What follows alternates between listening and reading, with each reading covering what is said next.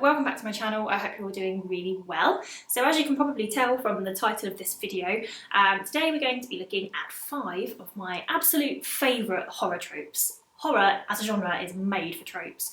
And I've got about 20, I'd say, on a list of tropes that I absolutely love in this genre.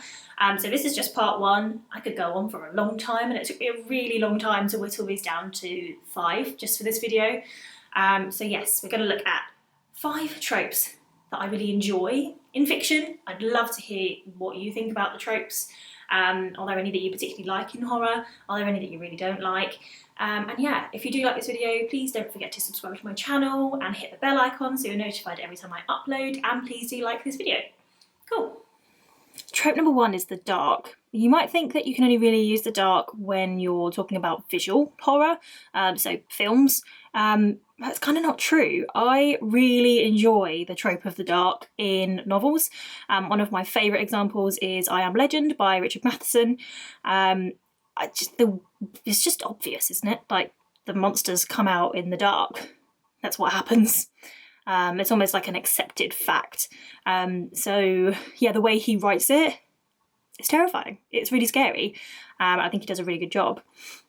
It can be done badly, as can all horror.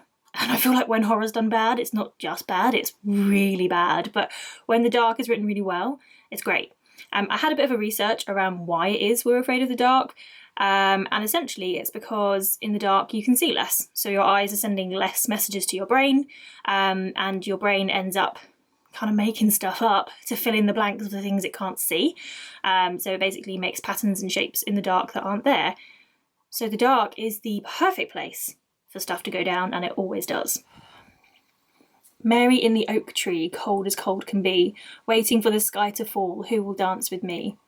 My second favourite trope in horror is poetry, creepy poetry and nursery rhymes, and I know they're massively cliche and sometimes really corny, but I love them. I love the atmosphere it sets up for the novel. Anything where you get children involved, so like that poem I just recited is from the front of a book called The Hollow Tree by James Bogden, and the sort of poem at the beginning is meant to be a skipping song, which is obviously meant for children. And just the combination of creepy poem with children, it's just a winner for me. I like it a lot. Yeah, so that's number 2. If you don't mind, I need to get out of my shoe cupboard because it's very warm in here. Trope number 3 is isolation and claustrophobia.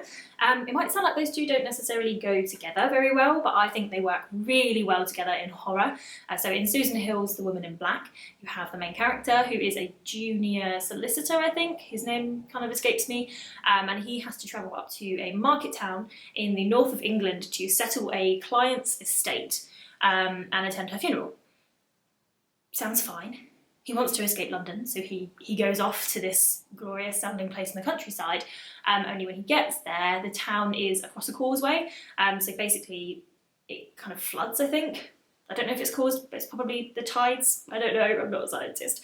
But essentially, when the tide is in, he can't get to the island or back from it, and vice versa. So once he is in the market town, which is obviously haunted by the Woman in Black, he can't escape. So the idea of him being completely cut off and having to face whatever it is he fears, and having to be stuck in this place with a ghost is awesome. It's just tropey and cliche, and I love it. I love the idea of the character being stuck in the situation where they have absolutely no control.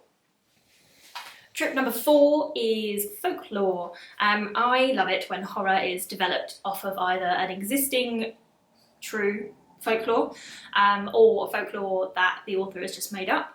Novel-wise, one of the best ones I can think of for this is The Plague Stones by James Bogden again. It basically created this ghostly story from the idea that a town was built on top of another town that was ravaged by the plague, which is probably quite true for England. There are lots of places in Kent actually that were once heavily populated and were completely wiped out by the plague. So the fact that that is rooted in what could possibly be true just fleshes the story out so much more. Film-wise, because I had to drop this one in, one of the best ones for folklore and sort of local myth for me is the Blair Witch Project, of course. And again, just the idea that the town that it's set in knows there's something wrong but doesn't want to face it. I love that. It's great. Last but not least, trope number 5 is the evil inside. I could not think of anything else to name this, but essentially what I mean is Dr. Jekyll and Mr. Hyde. So the idea that an all-round good character or good person has the ability in them somewhere to be a horrifying monster. That's pretty much it. That's one of my favourite tropes in horror. It's just the idea that any normal person can accidentally become an awful villainous monster. Yeah, what's there not to love about that? So those were 5 of my favourite horror tropes. I really hope you enjoyed this video. I thoroughly enjoyed making this video, even though it got a bit silly and my shoe cupboard was very, very warm. But if you did enjoy it, please do hit that like button and subscribe to my channel. I would love to hear about your absolute favourite tropes. I don't want to hear what ones you don't like, because that's all we ever talk about is tropes that we don't like, and there are so many. But sometimes it's nice to think of the ones that we do enjoy. So no matter what the genre, let me know, what is your favourite trope? Cool. See you later.